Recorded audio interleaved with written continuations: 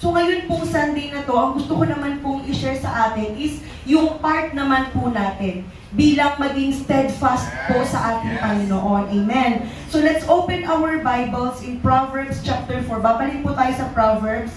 Nasa Book of Proverbs pa rin po tayo sa ating series. Chapter 4. Magbabacktrack lang po ako ng konti. I think nasa chapter 15 na po si Pastor Hernan sa mga devotions natin. Magbalik lang po tayo sa chapter 4, verse 25, 26, and 27. Sabi niya po, let your eyes look straight ahead. Fix your gaze directly before you. Make level paths for your feet and make only ways that are firm. Do not swerve to the right or to the left. Keep your foot from evil. Pero ito nga po yung basahin natin na balik natin sa verse 25 kuya. Let your eyes look straight ahead. Fix your gaze directly before you. Give careful thoughts to the path for your feet and be steadfast in all your ways. Do not turn to the right or the left. Keep your foot from evil. Let's pray, Panginoon. Maraming salamat po sa presensya mo na naririto na. I pray, Lord God, that you will help each and every one of us reach out, Lord God, to your presence as we listen from your word. At wala po kaming mamimisa kung ano man yung gusto mo na ipangusap po sa amin ngayong araw na ito. Hide me behind your cross, Lord God. I acknowledge that I am nothing without you. It's only by your grace, Panginoon, that we're able to stand behind this pulpit. We love you, we honor you, and we give you all the glory. In Jesus' name. Amen. So nung naghahanap po ako ng version, kasi NIV po itong ginagamit ko na Bible.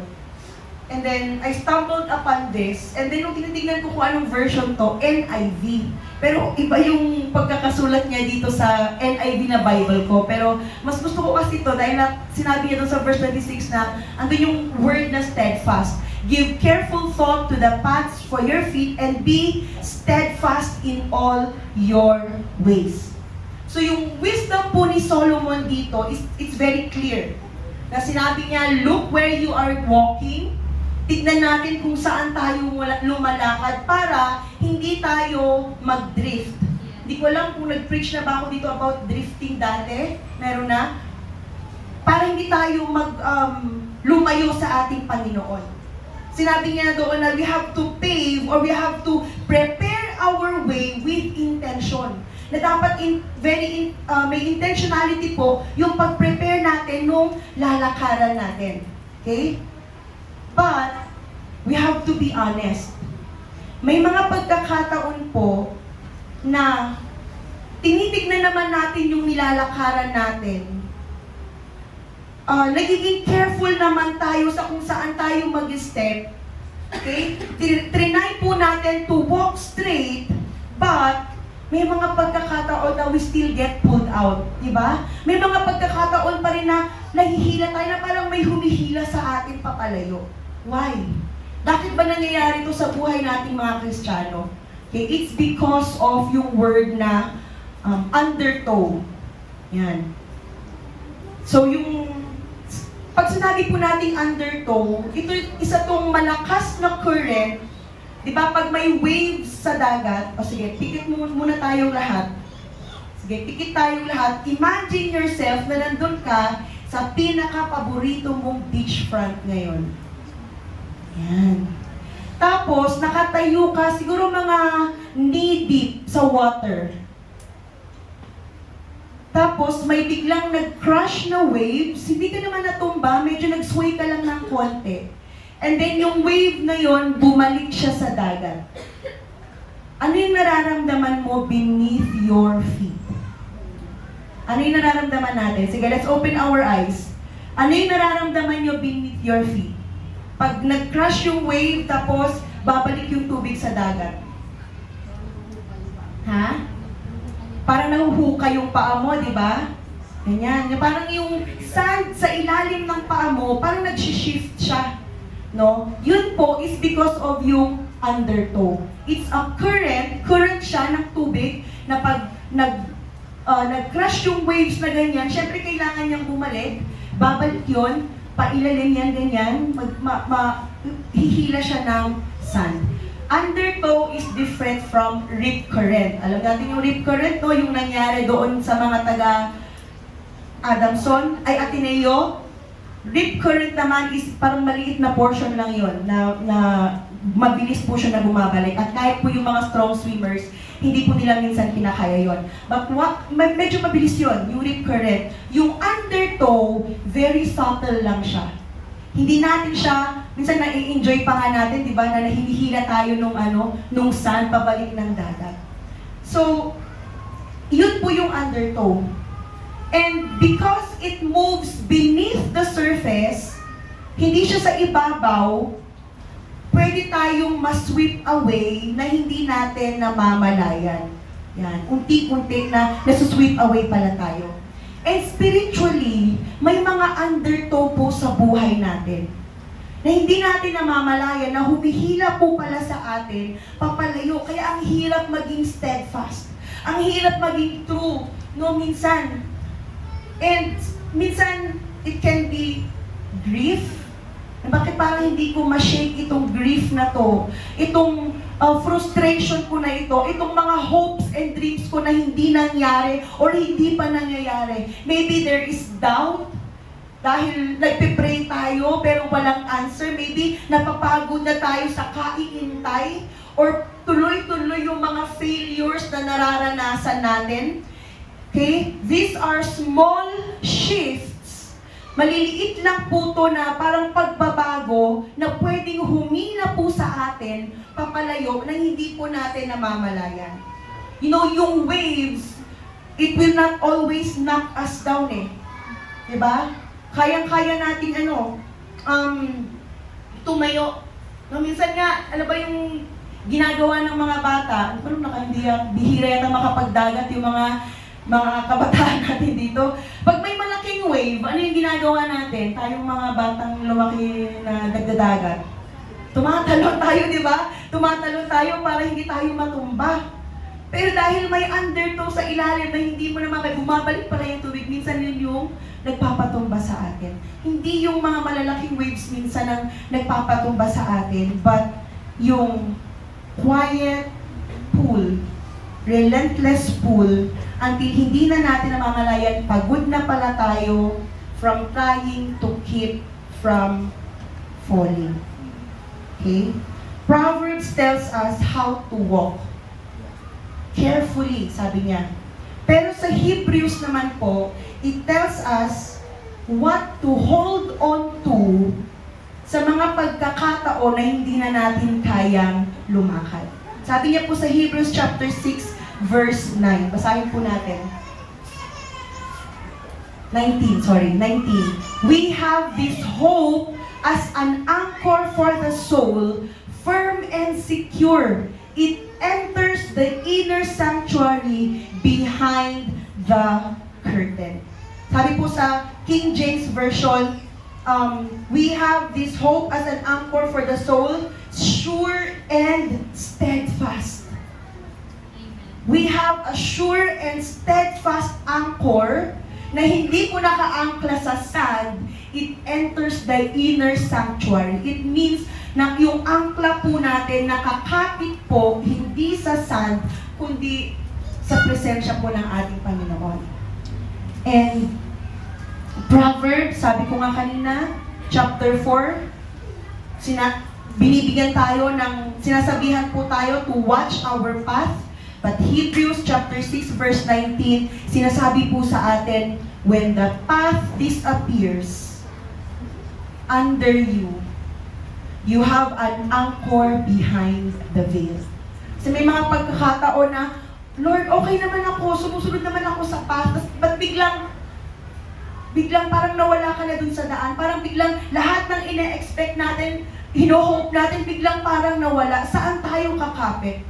We have an anchor that's behind the veil that is firm and steadfast. Yung responsible po tayo sa steps natin. Yes, we are responsible kung saan tayo aapak, but you are not responsible for your security. Kasi yung security natin, it's tied on Jesus. Amen? And if you're trying to stay steady by sheer power na, Lord, kaya ko to, tatayo ako. No? Pero wala naman tayong anchor, mamamalayan na lang po natin, babagsak na po tayo. So if Proverbs says, watch your path, and Hebrews says, hold to the anchor, ang question sa atin ngayong umaga is, what happens when you're doing your best to watch your path and the current is still pulls you out? Anong gagawin natin? You're trying your best to walk with Jesus.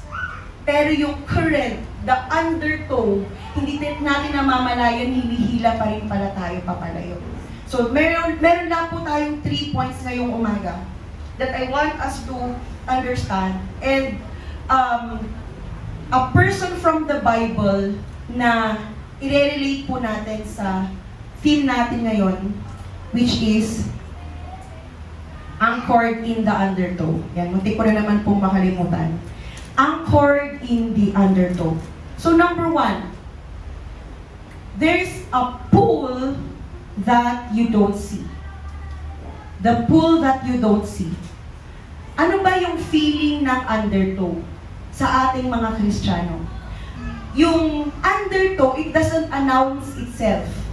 Okay, hindi niya po ina-announce. Usually po, pag nagtitingin ako naghahanap ako ng mga pictures po dun sa internet, ang makikita mo lang doon na mga warning, riptide, may riptide dito, ganyan. Pero yung undertow, wala akong nakita or wala masyado. So undertow, it doesn't announce itself. Hindi po i-announce ng undertow na andito ako. Okay? Ito po, it's a slow erosion sa buhay po natin. Maybe it can happen after the job loss, after the diagnosis, after ng mga prayer na parang hindi nasasagot, after ng mga failure na parang sunod-sunod. So, it's a slow erosion. Yun po yung pakiramdam ng undertow. Maybe we think we are doing all the right things, pero nararamdaman mo pa rin yung sarili mo that you are slipping away. You are not drowning, hindi ka naman nalulunod, okay? Hindi ka nalulunod, but you're not sure if you can stay upright. Kung naliligo tayo sa dagat, alam natin yung ganung pakiramdam. Hindi ka naman nalulunod, pero hindi mo alam kung kaya kong maging stable doon sa kinatatayuan mo dahil doon sa pool sa ilalim. And ganun po yung pakiramdam. Okay? And many of us, hindi natin namamalayan, we are living in the undertow. We are not in crisis na parang malalaking problema, but we are living in the current. Yung current na yun, hindi natin namamalayan, nagiging dangerous na if underestimate natin. Okay, so let's look at this biblical example. Sa Judges chapter 13, 14, 15, 16. Pero hindi natin yun babasahin lahat. Judges chapter 13, 14, 15, 16 tells us the story of a man with a supernatural strength. Bible quiz, sino yun? Si Samson. Okay? And yung calling ni God sa buhay ni Samson is very clear. No, very clear yung purpose ni Samson to deliver Israel. Pero hindi niya namalayan na merong undertow sa buhay niya. Sino yung undertow sa buhay niya? Si Delilah. No, talaga yung utak natin nandun kay Delilah, no? Kawawa naman si Delilah. Okay? So si Delilah, which is true, no? Hindi Philistines army ang gumapi, no? Hindi siya yung Philistines army, hindi sila yung parang malaking waves na nag-crash down sa buhay ni Samson, but it was the slow pull of Delilah. A question here, a compromise there. Tell me, saan ba nanggagaling yung lakas mo? Yan. So, 3 beses nagtanong si Delilah at 3 beses din nagsinungaling si Samson. Then after nun, every day, ninanag niya na si Samson. Sa verse, and hindi siya nalulunod pa. Diba? Hindi pa naman nalulunod si Samson at that point. Pero, hindi rin siya nananalo. Kasi, hindi niya namamalayan na papalayo na siya ng papalayo sa kung ano ba talaga yung purpose ni God sa buhay niya. And ito yung nakakalungkot. Sabi niya sa Judges chapter 16 verse 20, I'll go out as before. Gagawin ko ulit to gaya ng dati. Lalabas ulit ako. Tatayo ulit ako. Kaya ko ulit ito. Pero hindi niya alam na sobrang lumayo na pala siya sa Panginoon. At nung time na yon na tumayo ulit siya, nung huling tinanong na siya ni Delilah, wala na. Natalo na siya. So, hindi yun basta crisis na malaking problema na nangyari sa buhay niya na humila sa kanya papalayo. Amen. It's an undertow. It's a unti-unti na paglayo. And sadly, sabi ko nga po kanina, many of us live here too. Wala tayo sa full-blown sin. Wala naman akong ginagawang kasalanan. Hindi naman ako gumagawa ng ganito. But hindi natin namamalayan yung small erosion sa buhay po natin. The compromise after yung disappointment na naranasan natin, yung thinking na just this once, ito lang naman, ito lang ang gagawin ko. After years of waiting or many months of praying pero wala pa rin, sige, ito lang naman ang gagawin ko. Yung quiet drift natin pabalik doon sa old ways natin dahil yung pinapagawa sa atin ni Lord, hindi natin magawa sa pamamagitan ng gusto niya. So anong ginagawa natin? We revert back. Bumabalik tayo doon sa alam natin. Pero dati ginawa ko naman ito, nangyari naman. And so hindi natin alam yung quiet drift na yon, yun yung unti-unti that is pulling us away. At ito po yung winawarn sa atin ng Hebrews. At ito rin po yung gusto kong makita natin dito sa buhay ni Samson, that the undertow can also be the success. Amen? Yung sabi nga ni Pastor Reggie, galing kay Pastor Reggie tuwangin sa akin. So kung magagalit kayo kay Pastor Reggie, kayo magalit. Nung walang kita, lagi mong nakikita. Nung kumikita na, hindi mo na makita. Diba? Yan ang nakakalungkot. Minsan pag may success sa atin, imbis na all the more na lumapit tayo kay God dahil God, Lord, hindi po ito mangyayari kung wala ka. Hindi, yun naman na yung naglalayo sa atin sa Panginoon. At yun yung nangyari kay Samson, no? Hindi, wala siyang grief, wala siyang problema na yung pakiramdam niya na kaya niyang gawin lahat. Kaya masabi niya sa chapter 16 na, I will go out as before.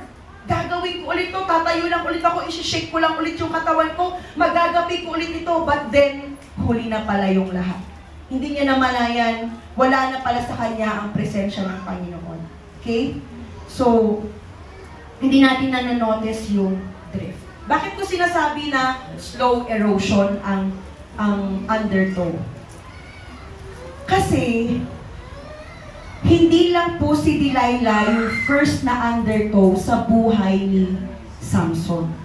Bago pa dumating si Delilah sa buhay ni Samson, may mga bagay na humihila sa kanya papalayo. Samson's slow pull started even chapters earlier, hindi lang kay Delilah. Una sa chapter 14, nung pumunta siya, he went down to Timnah, sabi doon. Okay? Hindi siya nakinig sa sabi ng mga magulang niya na huwag ka na dyan humanap ng mapapangasawa mo. Wala ka bang pwedeng mahanap doon sa mga kin natin? Pero si Samson hindi siya nakinig. Okay? The undertow in Samson's life began when I know what God said, but this looks better. Alam ko ito yung sinabi ni Lord, pero Lord, parang mas magandang option to. Lord, alam ko, sabi mo, wag unbeliever, pero Lord, wala pong gwapo sa church namin. Naman ako napunta doon. Okay.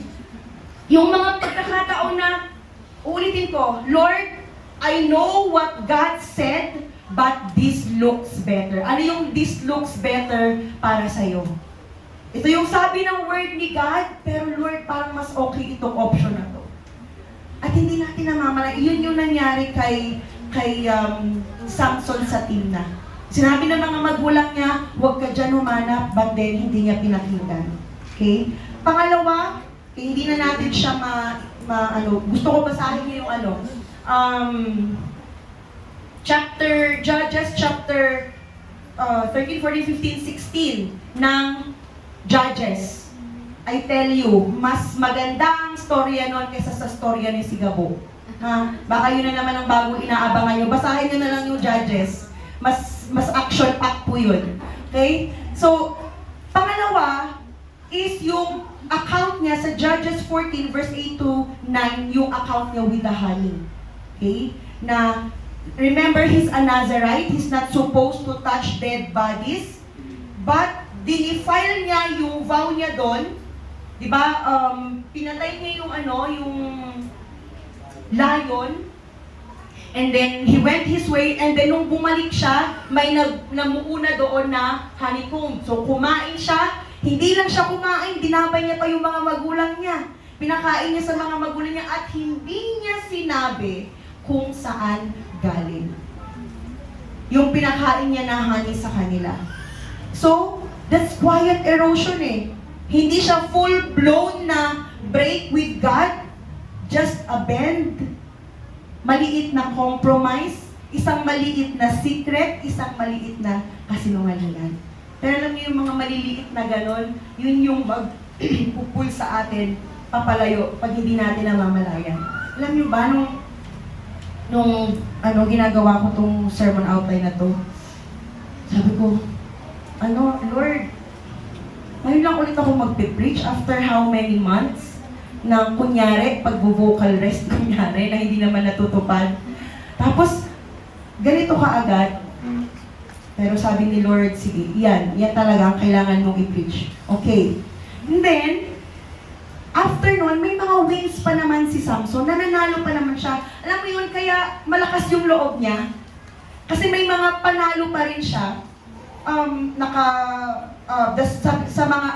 lot of times, mababasa natin, the Spirit rushed on him, and then he tore apart a lion, he killed 1,000 Philistines with a jawbone. He was still strong, still used, ginagamit pa rin siya ng Panginoon. Lagi niya pa rin sinasabi, I'll go out as before. So grabe, ginagamit pa rin siya ni God. So nakikita natin dito yung grace ni God sa buhay ni Samson. Na kahit na unti-unti na hindi niya namamalayan, he is drifting away from God. That the undertow of his life is pulling him away from God. At hindi niya nare-recognize na ginagamit pa rin ako ni Lord. Kahit na may mga pagkakataon na ang dami kong failure, and yet pag may lumalapit sa akin para magtanong at may mga problema, si Lord, pinupuno niya pa rin naman ako ng wisdom. Diba? Na kahit papalo nakikita natin, may provision pa rin sa buhay natin. And sometimes, hindi natin nare-recognize yung grace ni God sa buhay natin doon sa mga ganitong pagkakataon ng buhay natin. And then finally, Delilah happened. So, Delilah, hindi po siya yung nag-create ng current, nung undertow sa buhay ni Samson, siya lang po yung tumapos. So, hindi siya bigla-bigla na lang na nandun na lang sa lap ni Delilah. Meron na pong maliliit na compromises along the way. So, that's the undertow. And that's how the undertow feels like po sa buhay natin. Pangalawa, so if there's an undertow, what's our anchor? Hindi pwedeng magtapos na lang tayo na malaman natin na may undertow. Yes, may undertow. Young people, you have to understand. Hindi ang maglalayo sa'yo is yung malalaking kasalanan na ginagawa natin. Kasi you already have the Holy Spirit in you. Alam mo na pag may ginawa kang kasalanan, alam mo na hindi yan kalugod-lugod sa harapan ni God. But it's the small things that we refuse na i-acknowledge sa buhay natin. At yun yung kailangan po nating tignan. So what is our anchor? We have to remember that our anchor, yung rope po, yung tali po ng anchor natin, it goes behind the veil.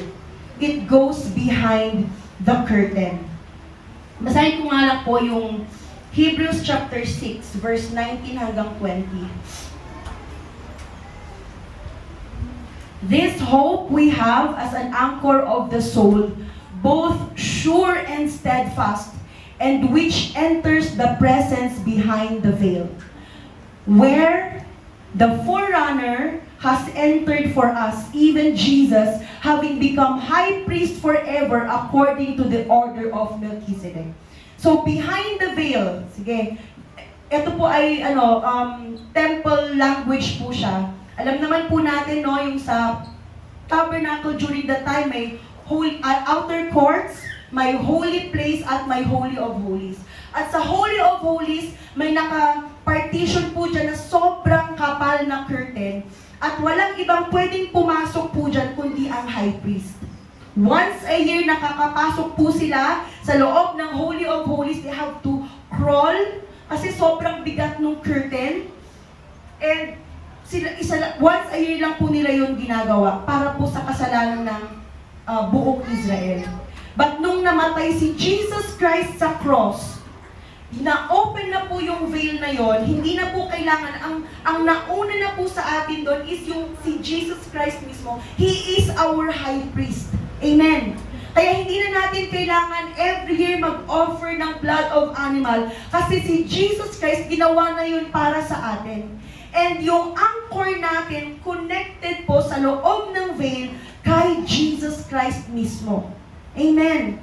And I hope na magbigay po sa atin yun ng courage na, Lord, ang daming mga bagay na pwedeng humila sa akin, but thank God, I have an anchor and that anchor is connected to Jesus. Sabi niya po doon sa binasa natin, we have an anchor. Hindi niya sinabi, hindi ito wishful thinking, hindi ito, I hope, sana, hindi ako matumba. Hindi po ito yung wishful thinking or just hoping lang po na ganun. Okay?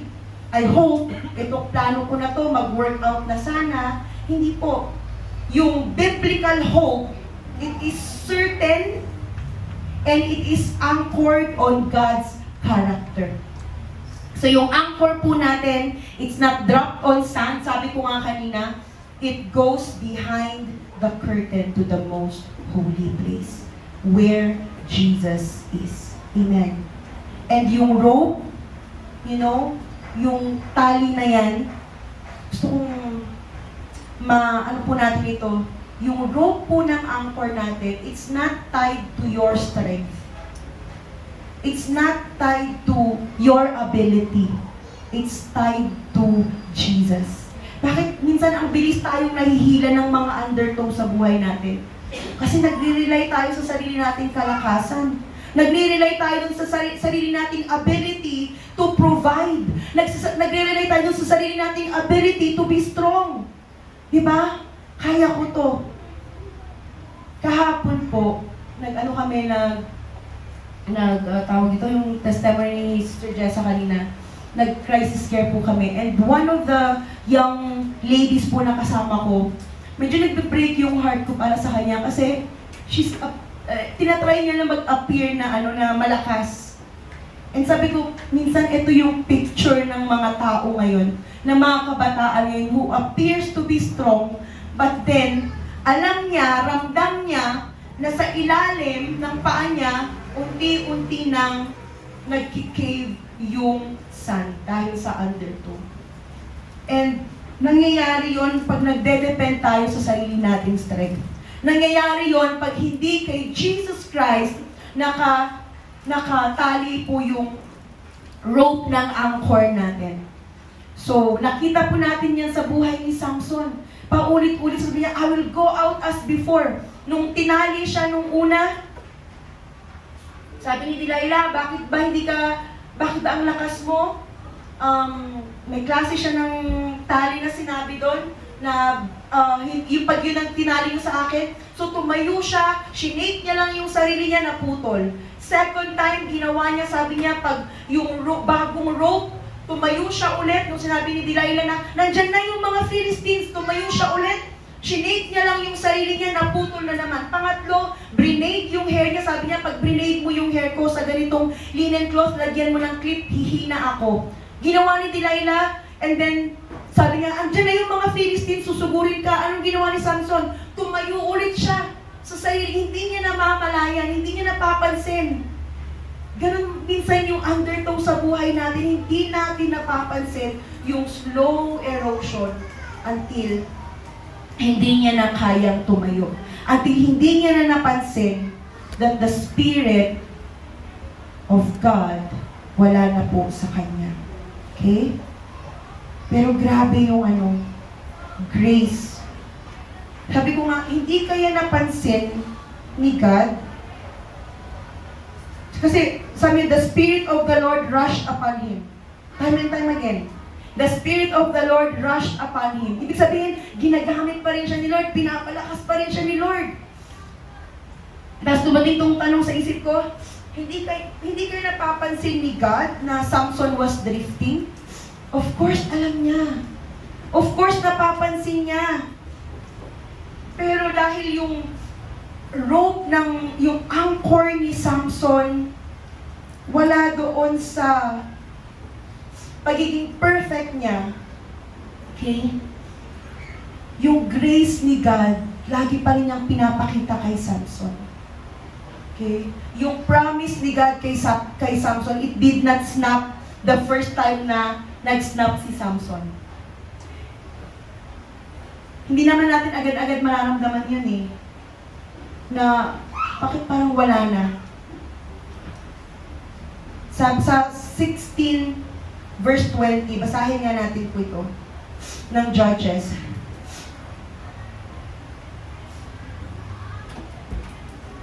Then she called Samson, "The Philistines are upon you." He awoke from his sleep and thought, "I'll go out as before and shake myself free." Parang nakakalungkot, the sad story here is, but he did not know that the Lord had left him. Hindi niya namalayan na wala na pala yung presensya ng Panginoon.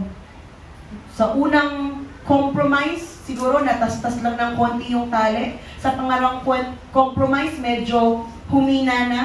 Hanggang sa hindi namamalayan, unti-unti na palang naputol yung tali. Balik nga po tayo sa Hebrews chapter 6, verse 17 to 18.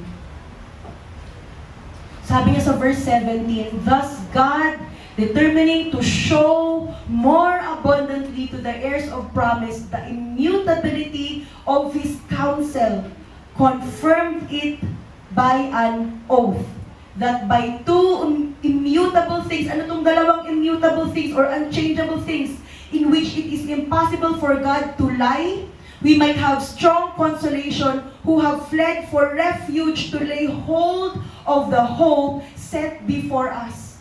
We have to lay hold of the hope that is set before us. Yung rope natin, it's not tied to our discipline. Sabi niya doon sa verse na binasa natin, ito yung strong encouragement natin to hold fast sa dalawang unshakable things, yung promise ni God at oath ni God. Kaya kahit gano'n tayo ka-disciplined, hindi yung track record natin, ang magtutulong sa atin para tumayo po ng matatag is only when we know that we are anchored in Christ. We know who's behind the veil. We know kung ano yung nagagawa ng presensya ng Panginoon po sa mga buhay natin. May mga pagkakataon na mahihila tayo ng mga undertow, but our anchor still holds because hindi tayo yung humahawak sa anchor. Panginoong Diyos po ang humahawak. Kasi pag tayo lang yung mag-grip, mapapagod tayo. Grabe yung patience ni God, no? Kung ako,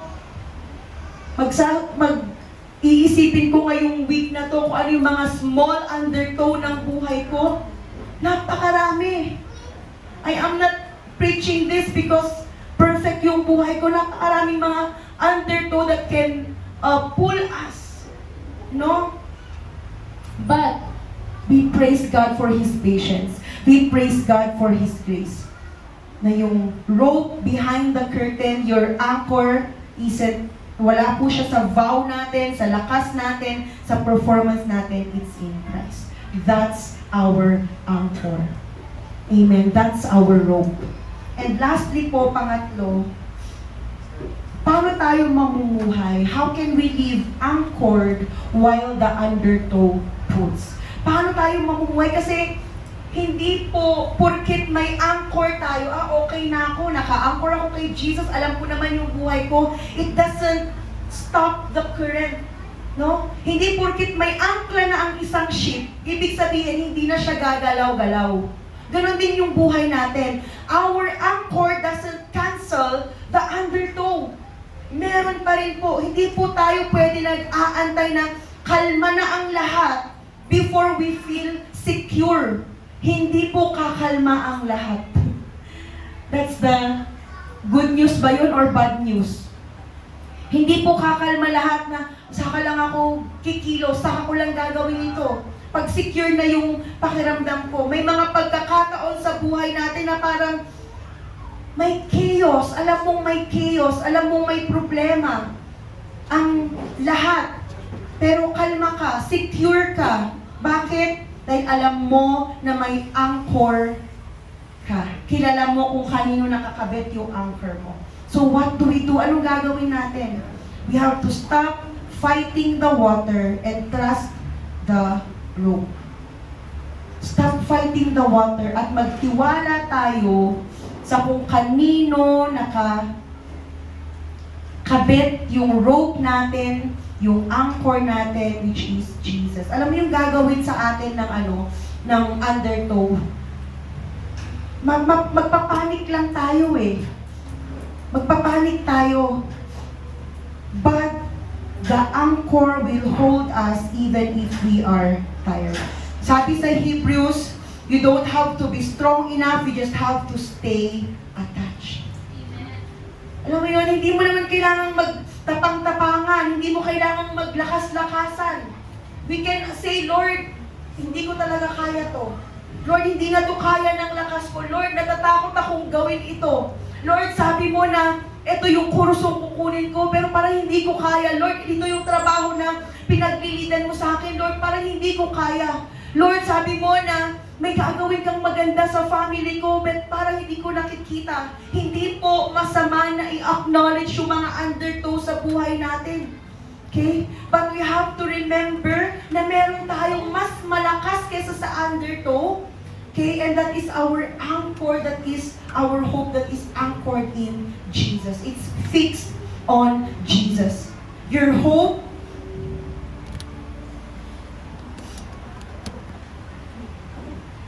yung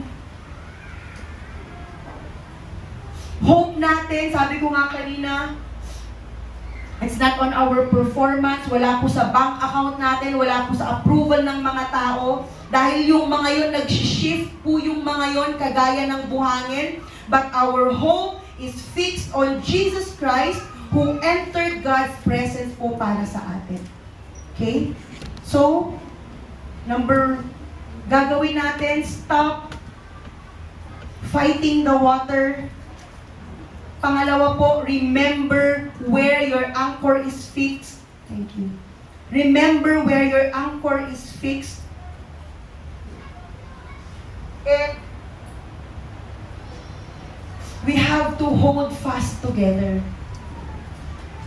Sabi nito sa verse 18, we who have fled for refuge. Pag nararamdaman mo naman na parang unti-unti tayong hinihila ng undertow, we have to flee for refuge. Refuge, hindi lang po sa presensya ng Panginoon. But alam niyo yung ginagawa ng undertow? Undertow isolates you. Yung undertow, ilalayo ka niyan doon sa mga kagrupo mo. Hindi mo namamalayan bakit nandoon sila. Alam mo yung pag nagsasalbabida ka? Pag nagsasalbabida ka, anong kailangan mong gawin para madala ka doon sa gitna ng dagat? Sino na-try niya sa inyo na sumakay sa salbabida pag nasa dagat?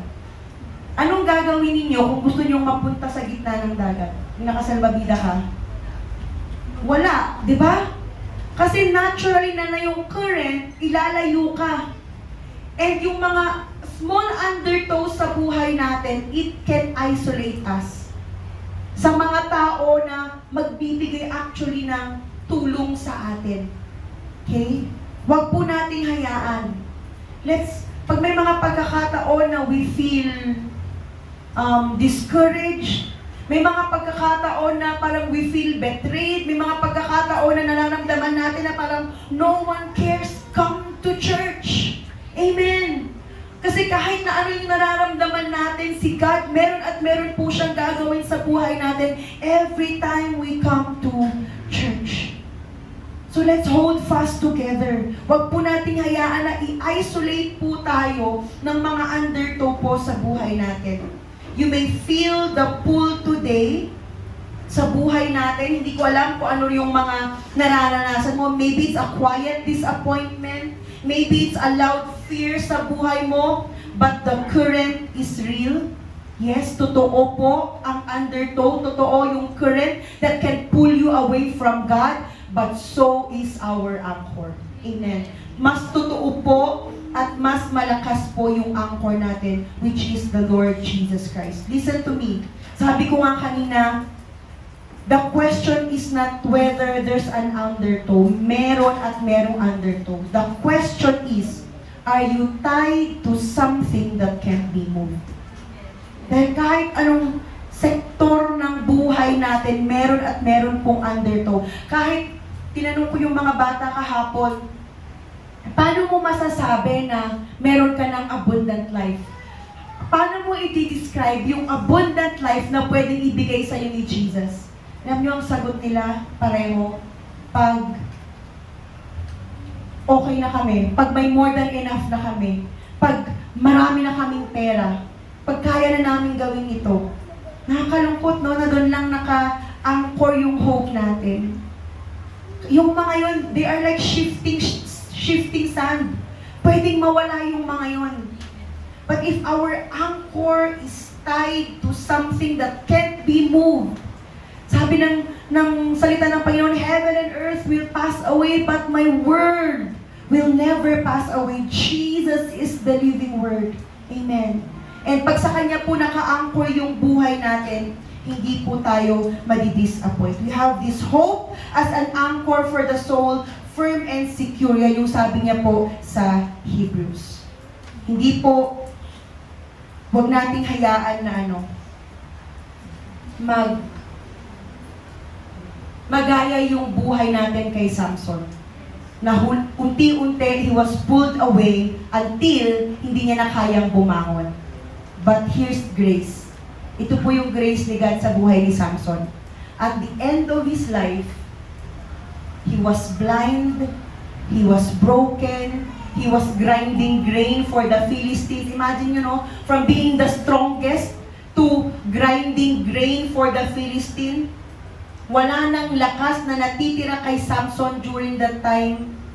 Wala na siyang strength, wala na siyang vow na pwedeng ipagmalaki kay God, wala na siyang mga wins. But that's exactly where God met him. Doon po siya minit ng Panginoon. So wag po tayo mawawala ng pag-asa. Amen. Kung sa tingin natin, Lord, parang masyado na yata akong lumalayo. Okay, let's see what happened to Samson. Wala pong tao na sobrang malayo sa Panginoon na hindi kayang abutin ng ating Diyos. Thank you, Lord. Sabi niya po sa Judges, chapter 16, verse 28. Ito yung last na cry ni Samson.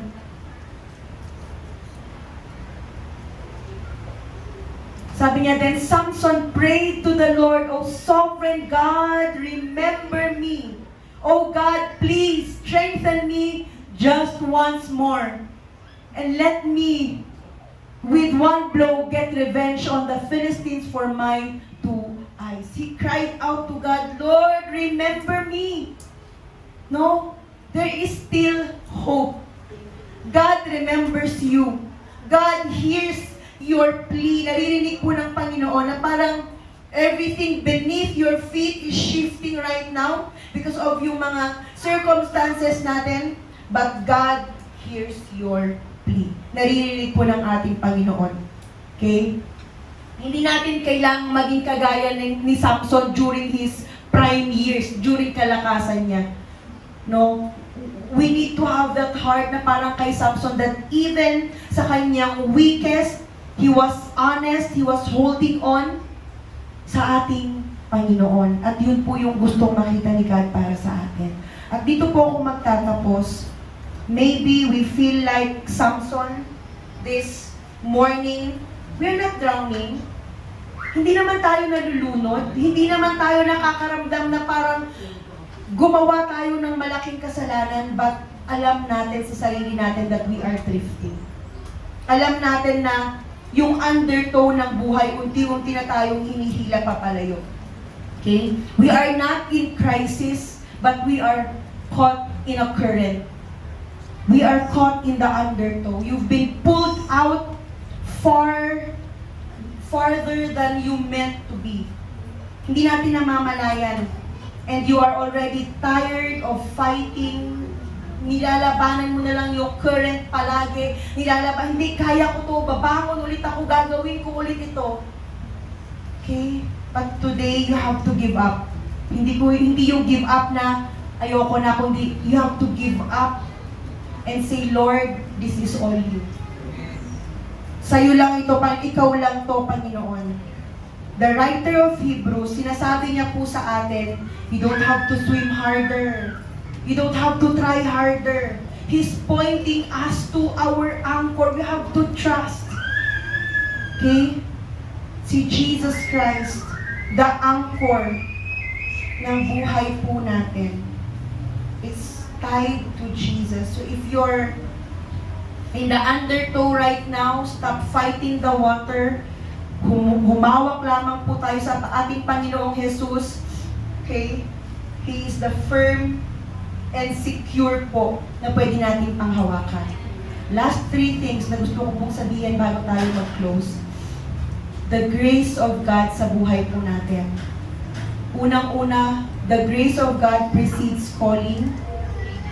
Hindi ka man tinawag ng Panginoon, nakahanda na po yung grace niya para sa'yo.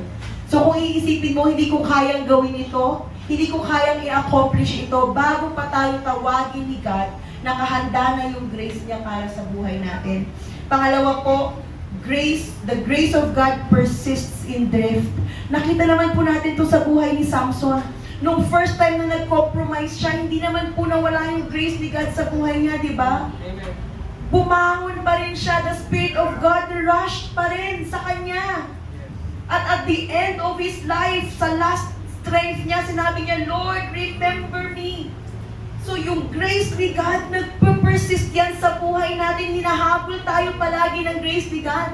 Kahit na lagi tayong papalayo sa Kanya. But, may warning pa rin po sa atin. Huwag po natin abusuhin ang grace ni God.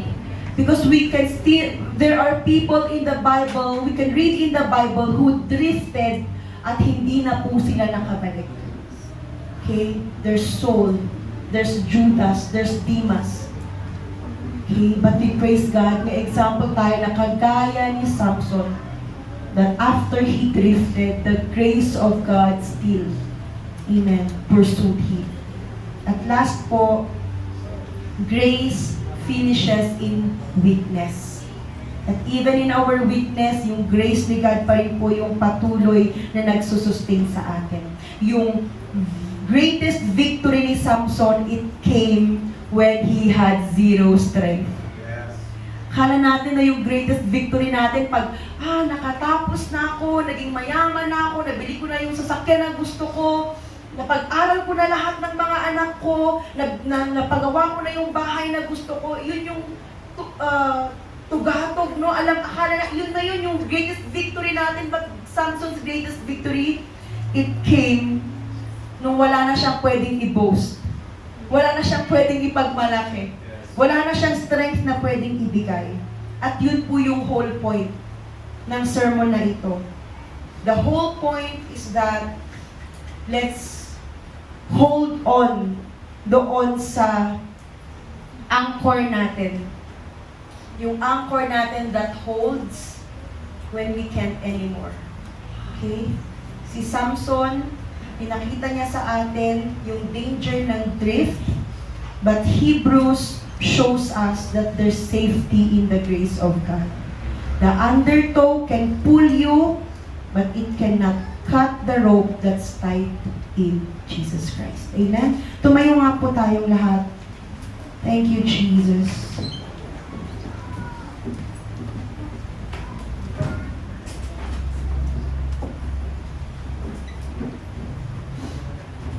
Let's all close our eyes. Pumikit nga po tayong lahat. Everyone under the sound of this voice, let's all close our eyes. And can we just allow the Holy Spirit right now to just move and work sa mga puso po natin, sa buhay po natin. Hayaan nga po natin na i-reveal ng Holy Spirit sa atin. Ano ba yung mga undertow sa buhay natin na hindi natin namamalayan that it's actually pulling us away? Is it disappointments na paulit-ulit na hindi natin namamalayan, it's pulling us away? Is it the people around us that's supposed to show kung ano yung buhay na dapat meron tayo? Ito ba yung unanswered prayers natin? Ito ba yung doubt?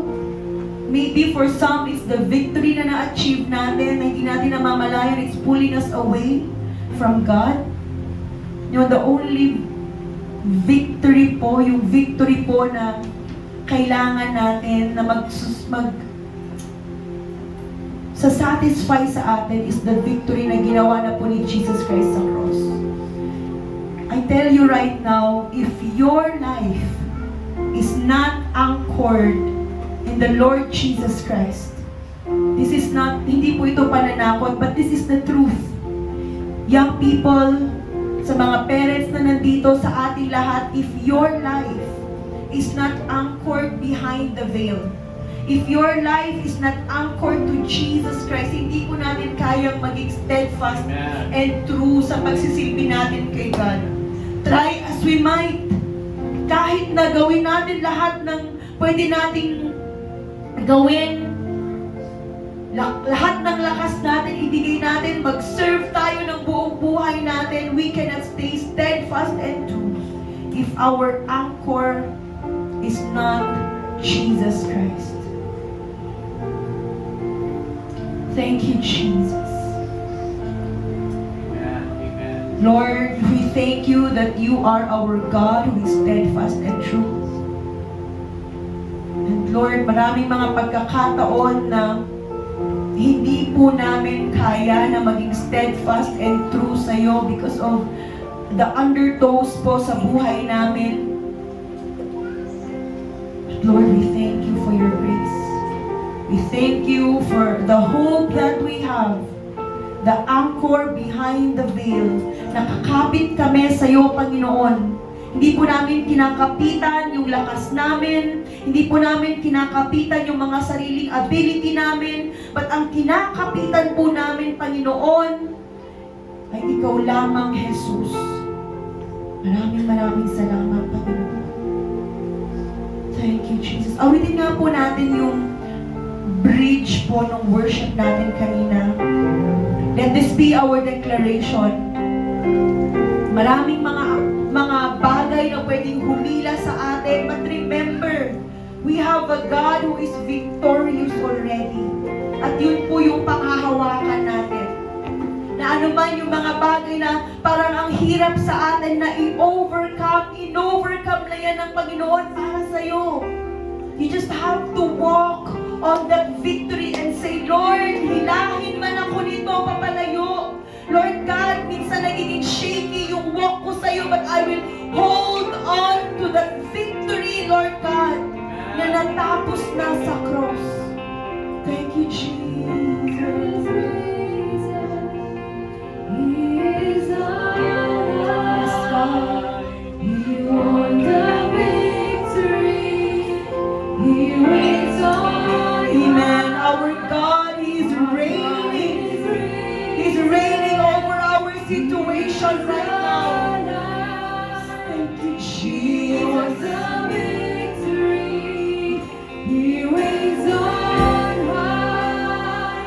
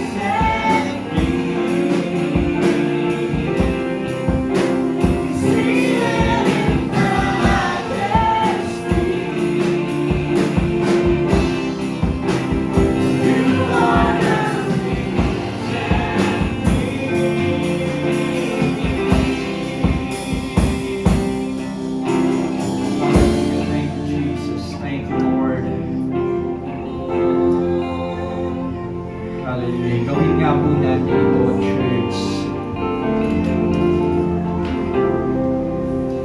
A simple act of obedience to what we have heard today helps us to experience yung patuloy na katagumpayan sa buhay natin. Panalo na po tayo because what Christ has done on the cross, we are all champion. But in reality, there's a lot of time na parang iniisip natin, pipilin tayo na parang walang nangyayari. We have to be careful and aware sa mga spiritual undertone na ito. Nasabi sa atin kanina, probably isa ito sa mga doubts na paulit-ulit na whenever we experience yung mga challenges in the area of health, finances, relationship,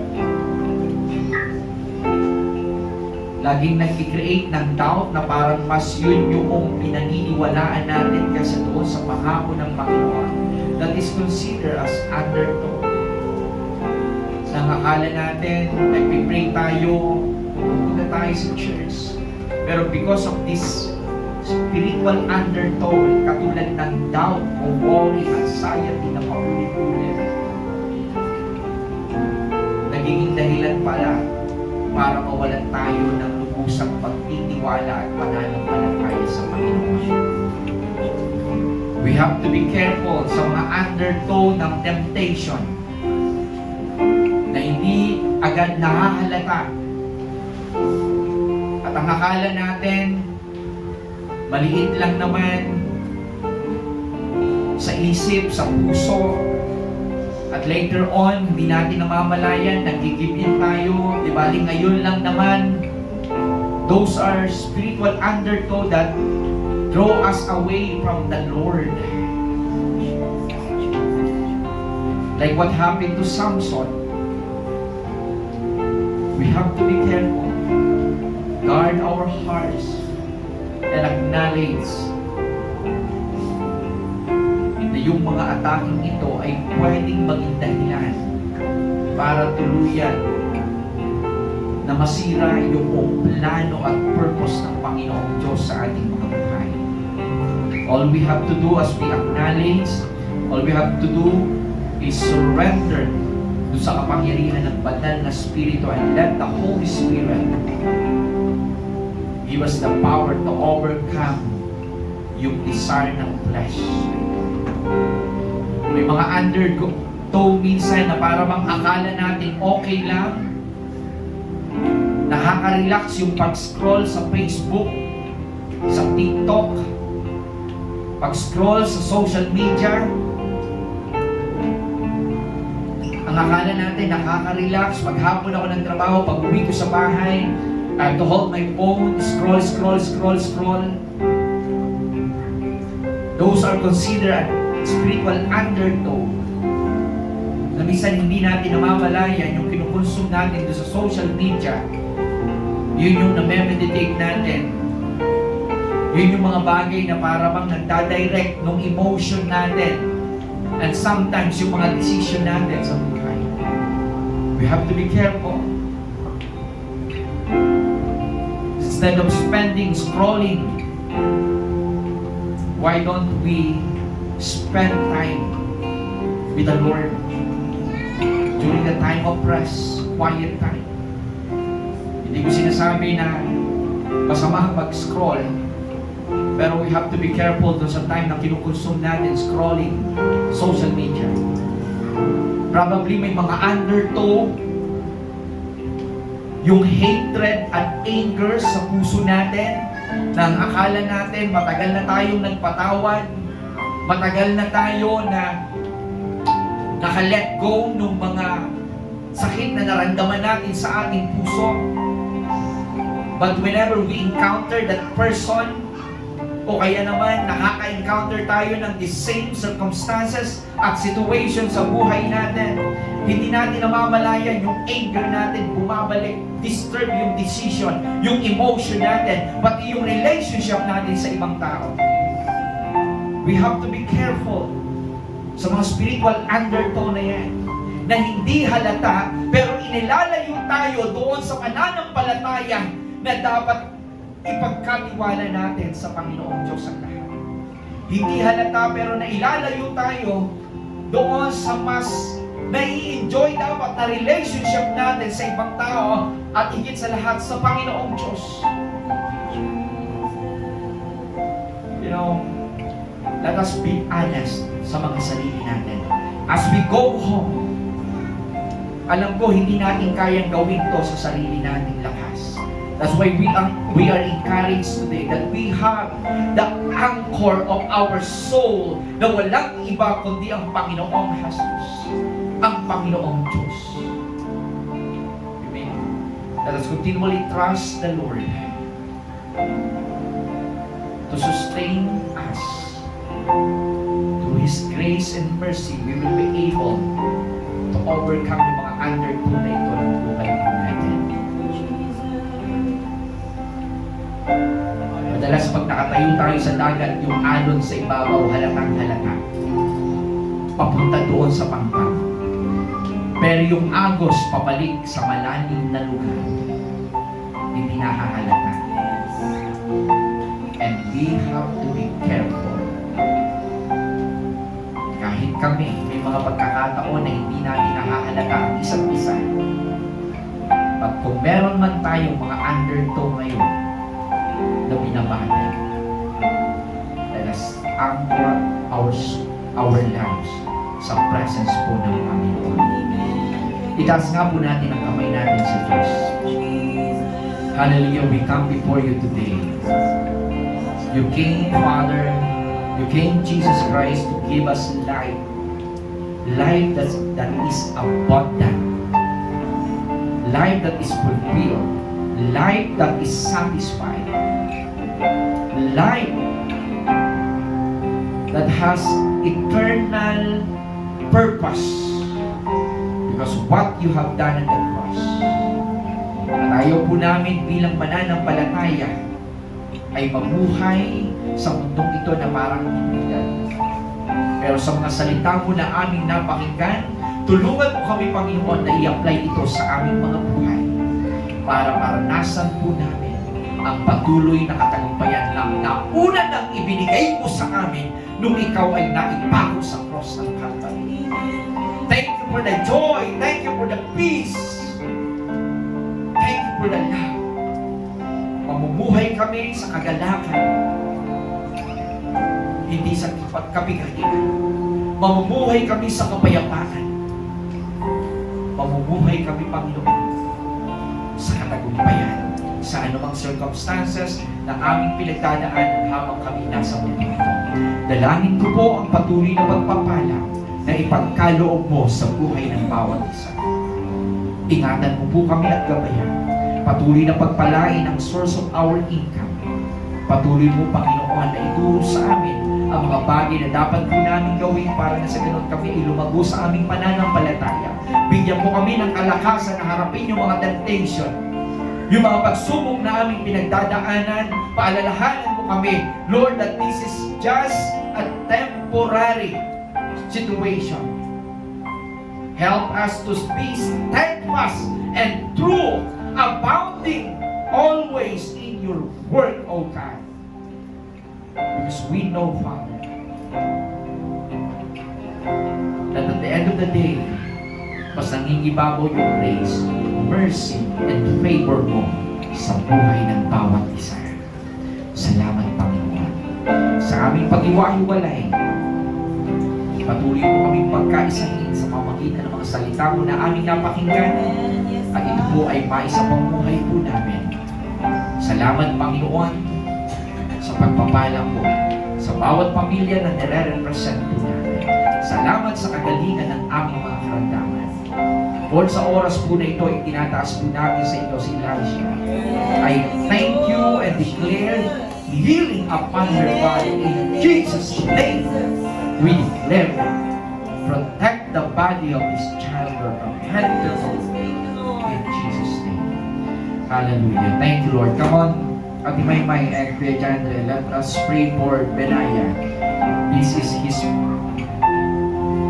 first Sunday to the church, and I want the congregation to join together and declare blessing kay baby Benaya. Hallelujah. Thank you, Jesus. Come on, let us extend our hands towards them. Hallelujah. Father, we honor you, we worship you. Thank you for the life of Kuya Jandre. You have promised, Lord, that children is a gift from you, the reward of a womb. And I thank you so much for this wonderful gift that you have given them. Alam po namin, Panginoon, na kung ano man yung na-experience po nila sa nakaraan, mula sa pagpupunti sa kanilang pagsasama bilang mag-asawa, sa pagpupuntis po ni Ate Maymay hanggang sa may panganak niya, si Benaya, Lord, hindi man ito naging madali para sa kanila. But we are so grateful and thankful dahil ikaw nag-sustain sa kanila. Ikaw ang nakasama po nila. Ikaw ang nagbigay ng pagkakataon, Lord, na maranasan yung mga bagay na higit pa doon sa iniisip nila. In-expect nila. Lord, it really helps them to build their faith, their trust, and obedience to you, God. So I thank you. We know that you will grant the desires of their hearts according to your will and purpose. Lord, si Benaya, ipinagkakatiwala po namin sa inyo ang kanyang buhay. I thank you, Father, for this child. I pray ngayon pa lang, Panginoon.